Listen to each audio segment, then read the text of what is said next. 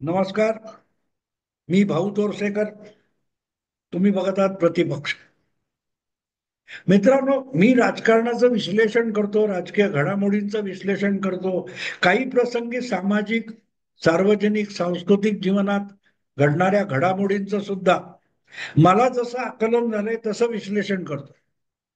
आणि माझ्या विश्लेषणामध्ये तुम्हाला अनुभवता आला असेल की मी जगात घडणाऱ्या कुठल्याही क्षेत्रातल्या, खेळापासून सिनेमापर्यंत कुठल्याही क्षेत्रात घडणाऱ्या ज्या घडामोडी आहेत त्या माझ्या राजकीय विश्लेषणामध्ये आपोआप येत असतात.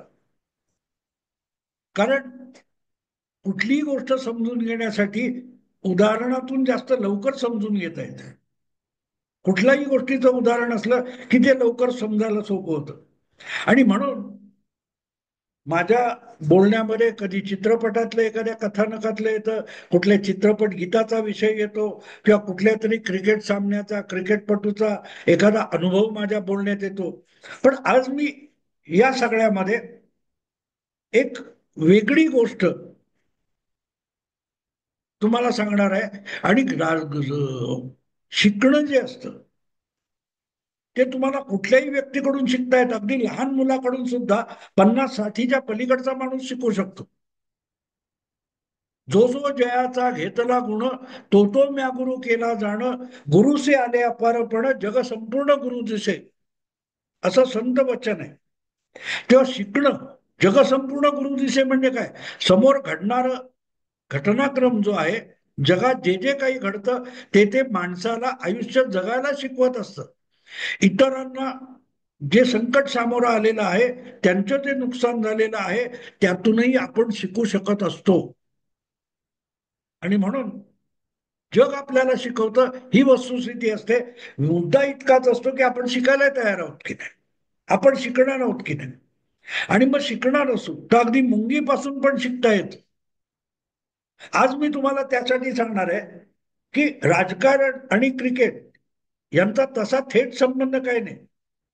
क्रिकेट सारखं राजकारण खेळता येत नाही आणि राजकारणासारखं क्रिकेट खेळता येणार नाही. पण दोघांमधले जे अनुभव असतात, निष्कर्ष असतात, त्याच्या आधारावर राजकारण करणं शक्य आहे किंवा क्रिकेट खेळणं शक्य आहे. कारण शेवटी राजकारण असो की खेळ असो, क्रिकेट असो, हे डावपेचांचा भाग असतो. फिल्डिंग करणारी बाजू असते, ती बाजू बॅटिंग करणाऱ्या बाजूला तो खेळाडू, तो फलंदाज आउट करण्याचे डावपेच खेळत असते.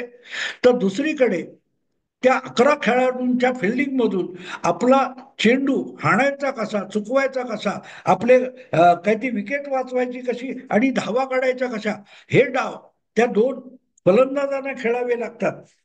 आणि त्यांना संपवण्याचे किंवा हरवण्याचे किंवा आउट करण्याचे डावपेच फिल्डिंगच्या बाजूला खेळावे लागतात. तेव्हा डावपेच चालू असतात आणि तिथेच चालू असतात असं नाही. मैदानाबाहेर बसलेला बॅटिंग करणाऱ्या टीमचा कर्णधार सुद्धा मैदानाच्या बाहेर राहून डावपेच खेळत असतो. की 2 विकेट पडल्या, 3 विकेट पडल्या, तर कुठचा फलंदाज पुढे पाठवायचा किंवा कुठचा फलंदाज आत्ता रोखून धरायचा, ते म्हणतात ना नाईट वॉचमन. म्हणजे संध्याकाळच्या वेळेला आता 2-3 ओव्हर्सचा खेळ बाकी आहे, बाकीचा खेळ उद्या खेळायचा आहे. अशा वेळेला 1 विकेट पडली तर एक तसा उत्तम फलंदाज नसेल त्याला बॅटिंगला पाठवतात आणि मग त्याला काय म्हणतात, नाईट वॉचमन. नाईट वॉचमन याचा अर्थ त्याच्याकडून धावा काढल्या जाणं ही अपेक्षा नसते. त्याने उरलेल्या 4-5-2 ओव्हर ज्या आहेत तेवढ्या खेळून काढाव्यात आणि खेळ उद्यापर्यंत सरकून द्यावा. आजची रात्र काढण्यापुरता त्याला पाठवलेला आहे. त्याच्याकडून धावांची अपेक्षा नसते. पण 1 विकेट त्याच्याकडून जावता कामा नये आणि गेली तो जो उत्तम फलंदाज नाही त्याची विकेट जावी म्हणून ज्याला बॅटिंगला पाठवतात त्याला नाईट वॉचमन म्हणतात. म्हणून सांगितलं की राजकारण असो की हे असो, डावपेच महत्वाचे असते. आता गंमत लक्षात घ्या, हे सगळं मी तुम्हाला एवढ्यासाठी समजावलं की गावस्करचा, सुनील गावस्कर हा विक्रम करणारा फार गाजलेला क्रिकेटपटू आहे.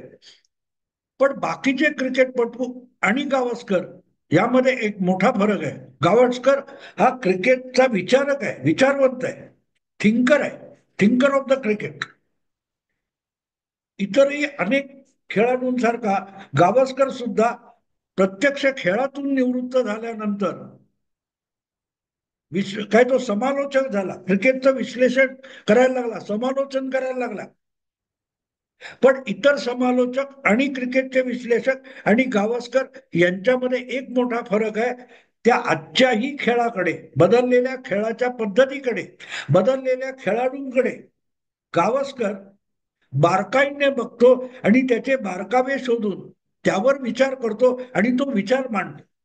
असा एक व्हिडिओ गावस्करचा बघायला मिळाला की मला असं वाटलं की हे राजकारण करणाऱ्याने सुद्धा गावस्कर त्यांना राजकारण शिकवतोय म्हणून तो व्हिडिओ समजून घेतला पाहिजे.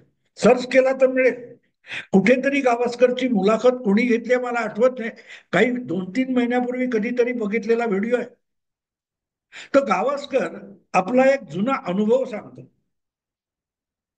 गावस्कर आपला एक जुना अनुभव सांगतो की ज्या वेळेला श्रीकांत आणि रवी शास्त्री ही पुढची पिढी टेस्ट क्रिकेटमध्ये आली, अशा वेळेला गावस्कर बरोबर त्याच्या तुलनेने खूपच नवखा असा कृष्णम्माचारी श्रीकांत हा कसोटी टीम मध्ये आला, कसोटी संघात आला आणि तो अत्यंत फटकेबाज असल्यामुळे गावस्कर बरोबर सलामीचा फलंदाज म्हणून श्रीकांत यायचा. त्या कालखंडातली गोष्ट आहे. आणि तेव्हा पाकिस्तान बरोबरचा कुठचा तरी सामना खेळत होते आणि अशा वेळेला ओपनिंगला आलेल्या श्रीकांतने पाकिस्तानचा जो गोलंदाज होता, वेगवान गोलंदाज होता, त्याच्या पहिल्या 2 ओव्हर अक्षरशः फोडून काढल्या. 4 मार, 6 मार, आडवी बॅट, विचारच केला नाही कसला बॉल येतो काय. म्हणजे त्या काळात वीरेंद्र सहवाग खेळताना आपण बघितला, त्याच्याही आधीचा वीरेंद्र सहवाग म्हणजे काय असा श्रीकांत खेळायचा. आणि पटकन आऊट झाला तर त्याचा चेहरा पडायचा, तो नर्वस व्हायचा, नाराज व्हायचा. पण अशा एका पाकिस्तान विरोधातल्या टेस्ट मॅचची आठवण गावस्करने सांगितली. ती आठवण अशी होती की पहिल्या 2 ओव्हर्स खेळताना श्रीकांतने त्या पाकिस्तानी वेगवान गोलंदाजाला अक्षरशः धोपटून काढलं. 2 ओव्हर्स अशा गेल्या होत्या आणि तो गोलंदाज बॉल टाकण्यासाठी दुरून धावत येताना इतक्या वेगाने यायचा, खूप वेगाने यायचा. आणि बॉल टाकून झाल्यानंतर तो स्वतः धावताना थांबण्यापर्यंत तो श्रीकांत पर्यंत जाऊन पोहोचायचा, फॉलो थ्रू पर्यंत. तर 2 ओव्हर झाल्यानंतर मध्ये फिल्डिंग चेंज होत असताना श्रीकांतने गावस्करला विचारलं, ये कौन है पाकिस्तान का बॉलर, बहुत गाली देता है. तर गावस्कर म्हणाला, त्या गोलंदाज तो जगप्रसिद्ध गोलंदाज होता, मी त्याचं नाव श्रीकांतला सांगितलं आणि श्रीकांत गडबडला. अय्यो, तो म्हणाला वो आहे. म्हणजे आपण कोणाला पहिल्या 2 ओव्हर्स फोडून काढलं, त्याचं नाव पण श्रीकांतला माहिती नव्हतं. पण जेव्हा नाव कळलं तेव्हा श्रीकांत हादरला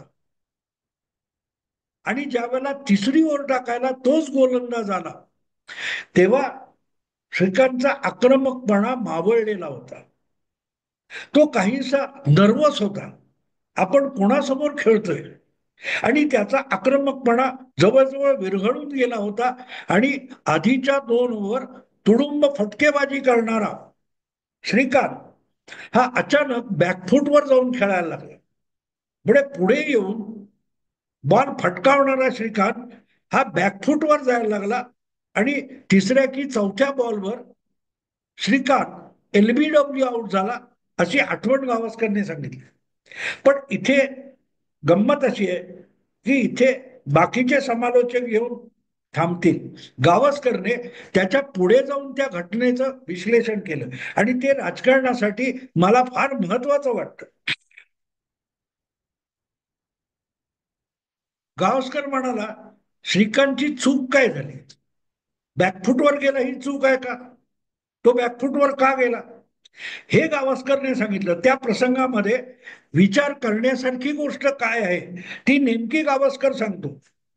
तो म्हणतो पहिल्या 2 ओव्हर समोरचा बॉलर कोण आहे याची फिकीर नव्हती श्रीकांतला, आणि श्रीकांत त्या अत्यंत वेगवान चतुर चांगल्या बॉलरला धोपटून काढत होता. पण ज्या वेळेला श्रीकांतला नाव कळलं त्या बॉलरचं, तेव्हा श्रीकांत त्या नावाच्या दबावाखाली आला की अरे बापरे, हा एवढा मोठा बॉलर आहे, त्याचा एवढा रेकॉर्ड आहे, अमुक आहे तमुक आहे. आणि त्या दबावाखाली तिसरी ओव्हर श्रीकांत खेळत होता, आणि त्या दबावाखाली श्रीकांत बॅकफुटवर खेळायला लागला. मग चूक कुठे झाली? तर गावस्करनी त्याच्यात सांगितलं की बॅट्समनने बॉल खेळायचा असतो, बॉलरशी खेळायचं नसतं. कोणी समोर बॉल टाकणार असेल, तुला बॉलशी खेळायचं, तुझ्या विकेट वाचवायच्या, तुझ्या हातात बॅट आहे, जे साधन तुझ्या हाती उपलब्ध आहे त्या बॅटने तुझी विकेट वाचवणं आणि बॉल टोलवणं एवढंच तुझं काम आहे. बॉल कोण टाकतोय, बॉल कसा टाकतोय याच्याशी तुला कर्तव्य नाही. तुझ्या अंगावर येणारा जो बॉल आहे त्याला सामोरं जाणं, तो बॉल ठोकणं किंवा स्वतःचा बचाव करणं, विकेटचा बचाव करणं, याला क्रिकेट म्हणतात. आणि चूक काय होते, श्रीकांतची चूक काय होती? तर गावस्कर म्हणतो की श्रीकांत हा पहिल्या 2 ओव्हर त्याच्या अंगावर येणाऱ्या बॉलशी खेळत होता, पण तिसऱ्या ओव्हरमध्ये तो बॉलरशी खेळायला लागला. सामना जेव्हा आपण खेळतो तेव्हा आपल्याला बॅट आणि बॉलचा खेळ करायचा असतो, ना की समोर कोण खेळतोय, कोण बॉल टाकतोय याच्याशी खेळायचं असतं. आणि ही श्रीकांतची मोठी चूक होती. श्रीकांत त्या बॉलरला खेळायला गेला, श्रीकांतने बॉलशी खेळायला पाहिजे होतं. कोणी कसाही बॉल टाकेल, माझं कर्तव्य काय? माझं कर्तव्य असं आहे की मला माझी विकेट वाचवायची आणि मला येणारा बॉल तटवायचा किंवा ठोकायचा. जेव्हा तुम्ही ते विसरता तेव्हा तुमचं लक्ष बॉलवरून, अंगावर येणाऱ्या बॉलवरून तुमचं लक्ष विचलित होतं आणि तुमची विकेट जाऊ शकते. तेव्हा बॉल खेळायचं हे लक्षात ठेवायचं, बॉलर कोण आहे याची पर्वा नाही. मला असं वाटतं गेल्या 10-12 वर्षामध्ये नरेंद्र मोदी हे राष्ट्रीय राजकारणात आल्यापासून भारतीय राजकारणामध्ये मोदी युग सुरू झालं असं म्हणतात. पण मोदी युग सुरू झालं म्हणजे काय झालं? मोदींच्या आधीपासून गेली 20-25-30 वर्ष राजकारण केलेले अनेक दिग्गज भारतीय राजकारणात गेल्या 10 वर्षात आहेत आणि अजूनही 10 वर्ष राहतील. मोदींपेक्षा अधिक अनुभव गाठीशी असलेले सुद्धा अनेक राजकारणी आज आहेत. पण या सगळ्यांवर नरेंद्र मोदी किंवा अमित शहा हे तुलनेने नव्या पिढीचे राजकीय नेते हे मात का करू शकले, याचं उत्तर गावस्करने सांगितलेला तो जो किस्सा आहे, तो जो घटनाक्रम आहे त्याच्यात दडलेला आहे असं मला वाटतं. आणि ते फार महत्वाचं आहे, फार महत्वाचं. मोदी लागोपाठ 2 लोकसभा निवडणुकांमध्ये प्रचंड बहुमत घेऊन आले. गुजरातमध्ये लागोपाठ 3 विधानसभा निवडणुका त्यांनी जिंकून दाखवल्या. तेव्हा मोदींच्या समोर गुजरातमध्ये सुद्धा एकापेक्षा एक दिग्गज स्वतःच्या पक्षातले किंवा विरोधात असलेल्या काँग्रेस पक्षातले दिग्गज नेते होते. कधी काळी भाजपमध्ये असलेले पुढे काँग्रेसमध्ये गेलेले, काय ते शंकरसिंग वाघेला असतील, भाजपमधले केशुभाई पटेल असतील, बरेच नेते होते एकापेक्षा एक. पण मोदींनी त्या दिग्गज नेत्यांबरोबर राजकारण खेळताना त्यावेळेला प्रत्येक वेळेला जे जे डावपेच खेळले गेले त्या डावपेचांचं राजकारणाला उत्तर दिलं. ते कोण मोठे आहेत, त्यांच्या गाठीशी अनुभव किती आहे याचा विचार केला. बॉलशी मोदी खेळत बसले. आपल्या हातात बॅट आहे, जी संधी आपल्याला आहे तीच समोरच्याला आहे. आणि म्हणून बॉलरने बॉल कसा टाकावा, बॉलर कुठला असावा हे बॅट्समन ठरवू शकत नाही. ते कोणी ठरवायचं असतं? ते समोरच्या टीमनी, प्रतिस्पर्धी टीम ठरवते की कुठचा बॉलर आणायचा, हे प्रतिस्पर्धी टीमचा कर्णधार ठरवतो. बॅट्समनला नाही ठरवत आहे माझ्या समोर हा बॉलर चालणार नाही, मला फास्ट बॉलर चालणार नाही, मला स्पिनरनीच बॉलिंग टाकली पाहिजे, अशा अटी बॅटिंगला आलेला फलंदाज घालू शकत नाही. तो फिल्डिंग करणाऱ्यांचा चॉईस असतो. तसंच आपल्या समोर हा बॅट्समन नको असं बॉलर म्हणू शकत नाही. आणि म्हणून एक लक्षात घ्यायला लागतं की क्रिकेट असो की राजकारण, तुमच्या हाती जे साधन आहे, तुमच्या हाती ज्या सुविधा आहेत, तुम्हाला जी जी मुभा मिळालेली आहे त्याचा योग्य वापर करून खेळ करणं, डावपेच करणं, राजकारण करणं अगत्याचं असतं.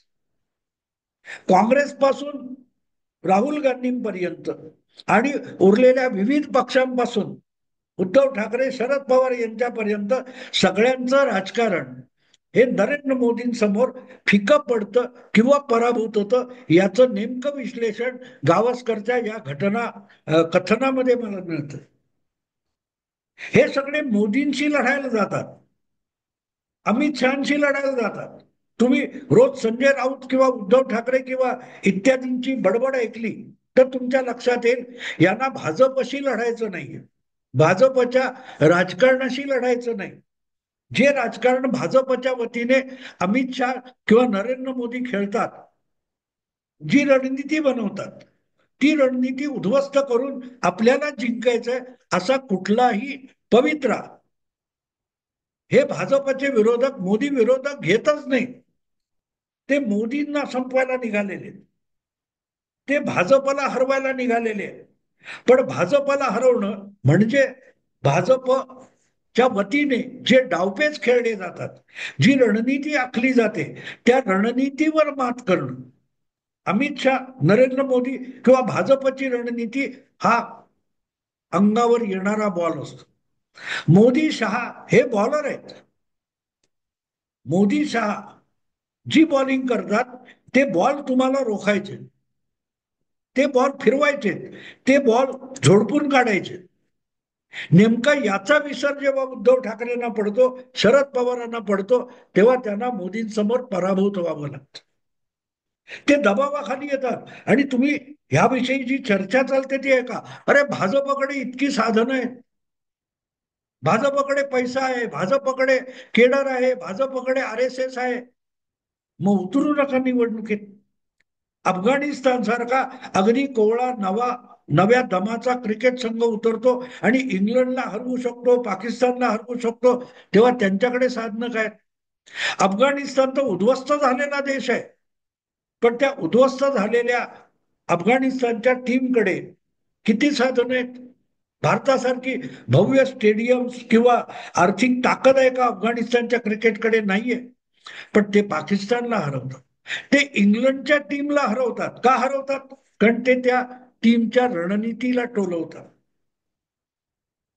त्या आमच्याकडे साधनं कमी आहेत अशी भाजप विरोधकांनी तक्रार करणं हीच मुळात चूक आहे. तुमच्या समोर मोदी असो की कोण असो, असा विचार ज्यांच्या डोक्यात येत नाही ते मोदींना हरवू शकतात. हे झारखंडमध्ये हेमंत सोरेनने दाखवलं, ते बंगालमध्ये ममता दिदीने दाखवलं, हे विसरू नका. तीच गोष्ट कर्नाटकमध्ये सिद्धरामय्या आणि DK शिवकुमारने करून दाखवली. मग इतरत्र का नाही शक्य झालं? कारण हे मोदींना हरवायला निघाले. उद्धव ठाकरेंना मोदींना हरवायचंय, भाजपला हरवायचंय, आपण जिंकायचंय ठरवतच नाही. माझ्या हातात बॅट आहे, मला अंगावर येणारा बॉल टोलवायचा आहे, तटवायचंय, किंवा माझी विकेट पडता कामा नये यापुरतं त्या फलंदाजाचं काम असतं. नेमकी ही गोष्ट विसरून तुम्ही जेव्हा मोदींना भाजपला हरवायला जाता तेव्हा तुम्ही स्वतःच्या जिंकण्याचा विचार करत नाही. तिथे तुमचा पराभव निश्चित होत असतो. आणि गावस्कर तेच सांगतो की श्रीकांत श्रीकांत बॅकफुटवर का गेला, की त्याला त्या गोलंदाजाचं नाव ऐकून त्याच्या मनावर खूप दबाव आला होता. त्यामुळे आपण याला खेळतोय, आपण मोदीशी लढतोय ही भूमिका विसरून जा. ममता दिदींनी त्याची पर्वा केली नाही. हेमंत सोरेन तुरुंगातून सुटून आला होता, तरी भाजपकडे किती साधनं आहेत, मोदी, केडर, RSS याचा विचार हेमंत सोरेननी केला नव्हता. आपण कसं जिंकायचं याचा विचार हेमंत सोरेन करत होता, आणि झारखंड विधानसभेत तो परत जिंकला, दुसऱ्यांदा मुख्यमंत्री झाला. ममता दिदींनी तिसऱ्यांदा निवडणूक जिंकली. मला असं वाटतं की भाजप किंवा मोदी विरोधात तक्रार करणारे जे विरोधी पक्ष आहेत, त्यांनी एक गोष्ट विसरून जावी, की आपल्याला मोदींना हरवायचं. विसरा. तुम्ही ठरवा की आपल्याला जिंकायचे. शरद पवार असोत, उद्धव ठाकरे असोत, यांनी नाना पटोले किंवा जे काँग्रेसचे असोत, त्यांनी ठरवायचं आपल्याला महाराष्ट्रात जिंकायचे. महाराष्ट्रामध्ये आपल्या पक्षाची किंवा आपल्या आघाडीची सत्ता आणायची, एवढी मर्यादा ठरवा. आपल्याला जिंकायचं. भाजपचं काय व्हायचं ते होईल, भाजपच्या महायुतीचं काय व्हायचं ते होईल.